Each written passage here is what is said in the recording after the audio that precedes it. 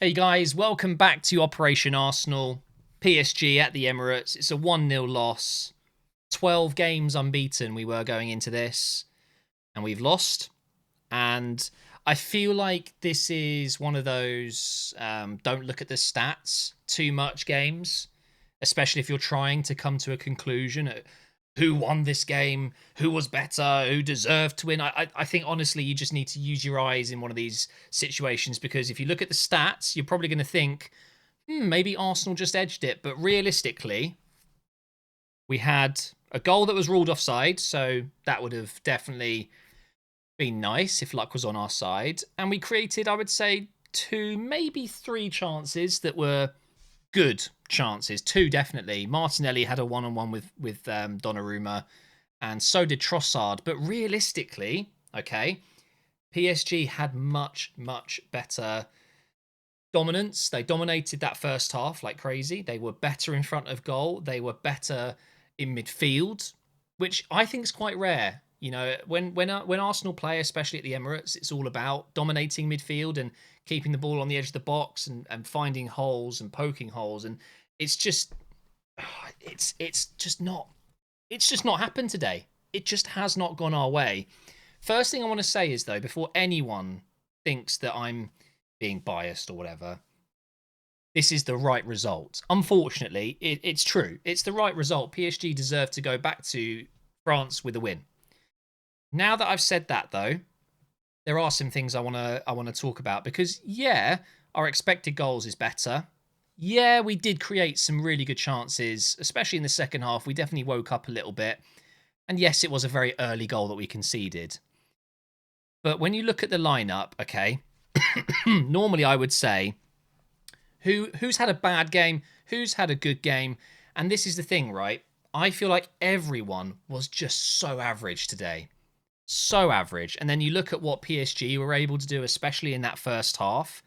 And I mentioned it as I was just streaming the game. And by the way, at the moment, I'm streaming every Arsenal game. Okay, so I'm doing Operation Arsenal Live. Make sure you're subscribed to the channel, and you can become a member as well, and you get cool badges and stuff. But when I was watching this live, I made the point that PSG have such an awkward midfield.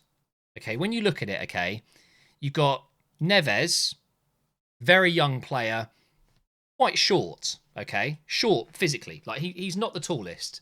Vitinha, he's a little bit older, but still relatively young, very short. And then you've got Ruiz, who arguably is the most creative and attacking midfielder they've got, right? You could argue maybe Vitinha as well, but stay with me here, okay? Ruiz is the taller, more physical one. You've got two other and very similar midfielders that just like to...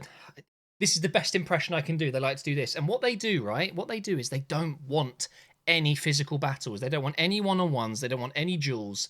They step off. Every time you get close, they zip the ball away.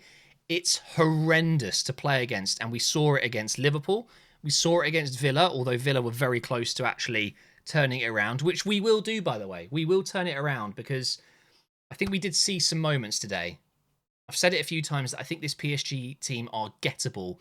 But the point I'm making is, if you let them have space and time in midfield, if you let them zip around the ball, if you let them get it to Doué on the right or Kvaratskhelia on the left, actually they were switching at times. If you let Dembele get the ball deep or in behind, you're asking for trouble. And I think it's just about containing that. We have to dominate the midfield. And we did do a better job in the second half of that.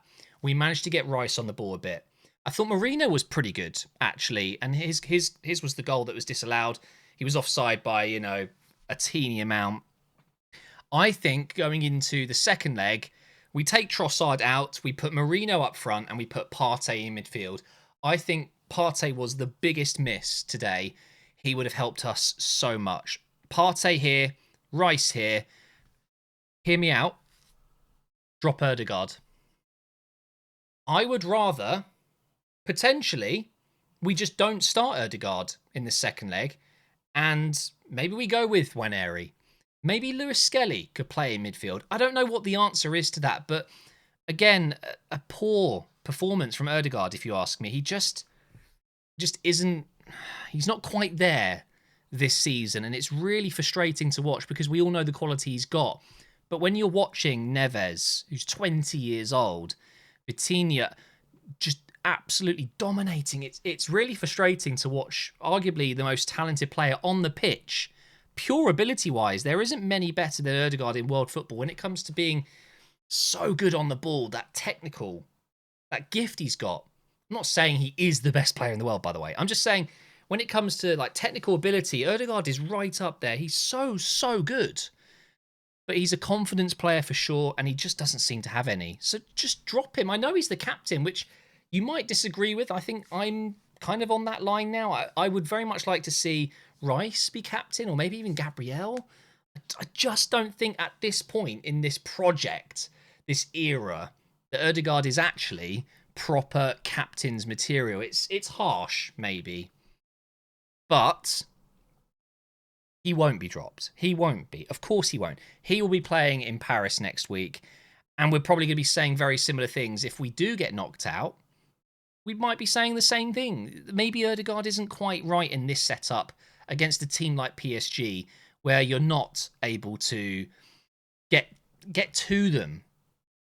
Maybe, on paper, surely that would mean that this is a good game for Ødegaard because it's less physical. It's more about tiki-taka passing, but there's something about the way that PSG team just flows. It's frightening, and Ødegaard puts a lot of effort in. He does track back, he does press, he does that very well, but he's not a physically imposing player. And I think in order to beat PSG, and this is how we will do it, we will just have to suffocate them. We will have to get close. We will have to stop them from pinging the ball around this front six, which is a scary front six, by the way. It really is. On the break, I don't actually think there's a more dangerous team right now in football. They're so in form at the moment, and they could have had 2, 3, 4 goals tonight, even though they weren't incredible chances, some of them. But Kvaratskhelia definitely should have scored. Barcola should have scored, although it would have been offside, I believe. They then brought on Ramos. He could have easily had a goal. He hit the bar, which, again, would have been offside. And also, I know it's similar with PSG here, but why are we only making 2 changes? I get that maybe our bench isn't crazy strong, but maybe injecting a Zinchenko into midfield would have been nice. Obviously, we're not going to be putting Francis in. Tierney maybe could have come on, just fresh legs, Sterling, maybe that's why we've made 2 subs. I think all in all, guys, this is a very forgettable period of the game. Okay, the first 30 minutes, 35 minutes, it looked like Arsenal of 2 years ago, 3 years ago, where on the big occasions you could see the players look nervous. They weren't quite there with the confidence, and maybe didn't have the self-belief. But that has dissipated over the year or year and a half that we've seen of recent, where the big games come up and we're actually there. We're competing. But tonight it felt like we reverted a little bit, and we looked a little bit scared to make a mistake, scared to push too far forward and leave gaps. I think we just need to play our game. I think we should have absolutely just gone for it today. And it did feel a little bit like we were worried about giving PSG too much time, and we just couldn't get close. It was overthinking, maybe. We need to get Saka on the ball more. We need to get Martinelli off the pitch. If he keeps doing this, every time just looks down. And then when he shoots, he's doing this. He's looking up and he's arcing his back up and it's flying out the stadium. So frustrating when Martinelli is just so hot and cold, hot and cold, hot and cold. Great game, bad game, great game, bad game. Should have scored today. Trossard should have scored today. Marino's goal was a brilliant header. A little bit lucky because it's kind of hit the back of his head, I think. But obviously he was so unlucky that he was just so marginally offside. Lewis Skelly driving into midfield and running forward. You love to see it. He did it again today. Kivior, I thought, was solid. Saliba had some good moments. And Raya, no fault on him. The goal was just an absolute bit of quality. It's just individual quality from Dembele. There's not much that could have been done other than maybe stopping the pass out wide. Donnarumma's been given the highest rating here. I think that makes a lot of sense. He did make some brilliant saves. The Trossard save was phenomenal. It really was. And at half-time, I like to do always, some sort of entertainment thing at half-time. We did a combined 11, and the biggest question for everyone was, Do you go Raya or Donnarumma? Does this settle the debate? Donnarumma was fantastic, and Raya, didn't have to do much. To be fair, the chances that they had were either he had no chance or they were off target or whatever. It wasn't like he could make a lot of saves. I don't know. Maybe that's wrong. Maybe Raya didn't have a particularly great game, but I thought his distribution was good. I think I'm on to them. Okay, I think that the answer. I'm clearly I'm a football manager, guys. I'm gonna message Arteta. I'm gonna ring him. I've definitely got his phone number, and I'm gonna say just suffocate them. Don't let them breathe. Next week it is just hammer them in midfield, because without that, what they do is they don't really like to lump it forward. We only saw it once or twice today with Marquinhos over the top or whatever, but they like to give the ball to Vitinha. They like to give the ball to Neves and Ruiz, and they like to pass it across and then in. Just stop them from doing that. It's so easy, right? So easy.